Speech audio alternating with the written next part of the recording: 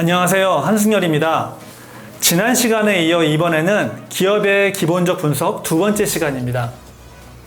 우리가 건강검진을 받을 때 검진표에 여러 가지 체크리스트가 있죠. 기업에도 이러한 건강검진 같은 체크리스트들이 있습니다. 그 중에서 첫 번째로 부채 비율이란 것을 알아볼 텐데요. 부채 비율이란 자기 자본 속에 부채가 얼마나 들어있는지를 보는 지표입니다.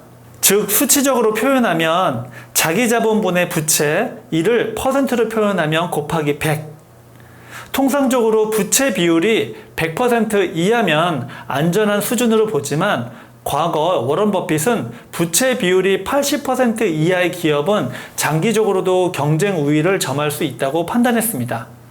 그런데 요즘에는 산업이 워낙 빠르게 변하다 보니까 150에서 200%까지도 적정 수준으로 보기도 합니다. 그런데 만약 300~400%를 넘어간다면 얘기가 달라지겠죠? 심지어는 영업이익으로 부채 이자를 갚아 나가지 못하는 상황까지 온다면 유상증자를 통해서라도 자금을 확보하려고 노력할 것입니다. 그러나 이럴 경우 주식은 하루아침에 곤두박질 칠 수 있으니 조심하시기 바랍니다. 그만큼 부채 비율이 중요한 지표라고 보겠습니다. 다음은 두 번째, 이자 보상 배율입니다. 이자 비용 대비 영업이익에 대한 비율을 말합니다. 즉, 수치적으로는 이자 비용분의 영업이익입니다. 여기에서 영업이익이란 매출액에서 원가와 영업에 필요한 비용, 즉 관리비, 판매비 등을 뺀 순수한 이익을 말합니다. 그렇다면 또 매출액이란 또 뭐냐? 매출액은 기업 활동을 통해서 벌어들인 총 금액을 말합니다. 이자 보상 배율이 1이면 영업 활동으로 번 돈으로 이자를 지불하고 나면 남는 돈이 하나도 없다는 의미이고요. 1보다 크면 영업 활동을 통해서 번 돈으로 이자를 지불하고도 남는 돈이 있다는 의미입니다. 그러니까 1보다 당연히 커야겠죠.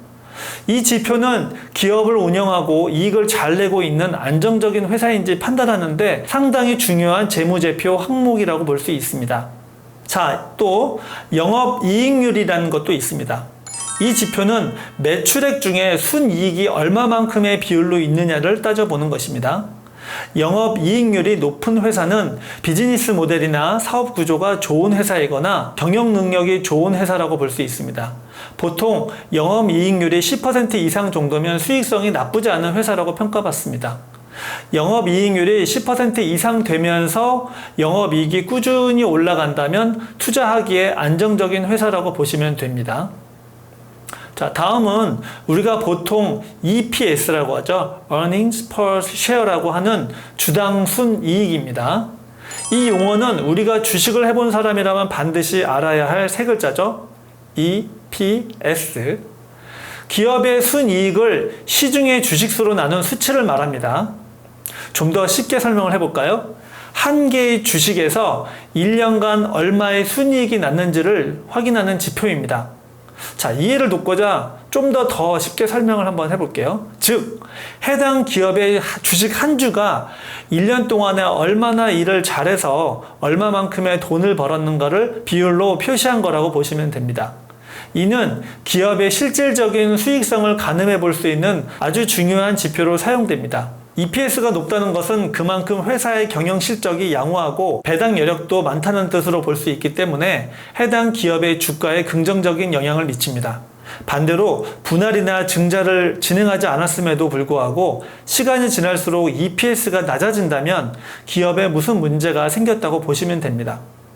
또 가끔 신문에서 어떤 기업이 자사주를 매입해서 소각 처분한다는 기사 내용이 나오곤 하는데요. 이는 주식수를 줄임으로써 상대적으로 EPS를 상승시키는 효과를 갖습니다. 그렇다면 주가에 긍정적인 영향을 주겠죠?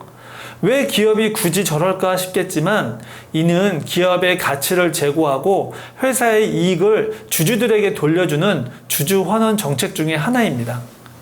결국 EPS를 올림으로써 해당 주식의 주가가 상승하는 것을 볼 수 있습니다. 자, 이번 시간의 마지막 다섯 번째 지표인 ROE, Return on Equity, 즉 자기자본 이익률입니다. 경영자가 기업에 투자한 자본으로 어느 정도의 순이익을 올렸는가를 나타내는 지표로서 기업의 이익 창출 능력을 평가하는 수단으로 사용됩니다. 산출 방식은 기업의 당기 순이익을 자기 자본으로 나눈 뒤 퍼센트로 표현하기 위해 100을 곱한 수치입니다. 보통 ROE가 시중금리보다 낮으면 곤란하겠죠. 왜냐하면 사업에 투자하느니 차라리 그냥 은행에 넣어두는 게 낫다는 뜻이니까요. 기업이 자기 자본으로 얼마나 순이익을 만들어냈느냐를 나타내는 지표이므로 이 역시도 EPS와 마찬가지로 기업의 수익성을 알 수 있는 지표라고 볼 수 있습니다. 가치 투자의 대가들은 ROE를 보통 15% 이상 되는 기업에 투자해야 한다고 합니다. 그런데 그런 기업이 그리 많지 않다는 게 문제죠. 보통 두 자리 숫자 정도면 해당 기업의 수익성에 문제가 없다고 보시면 됩니다.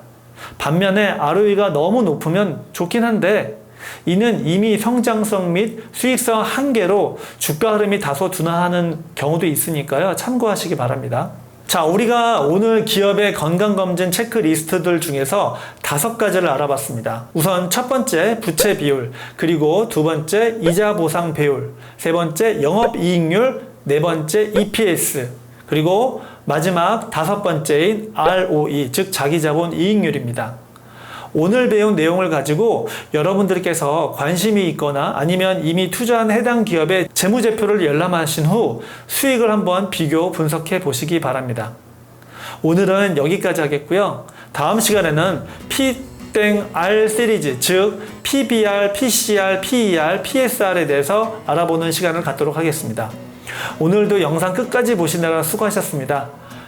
우리 다음번에도 또 봐요. 제발.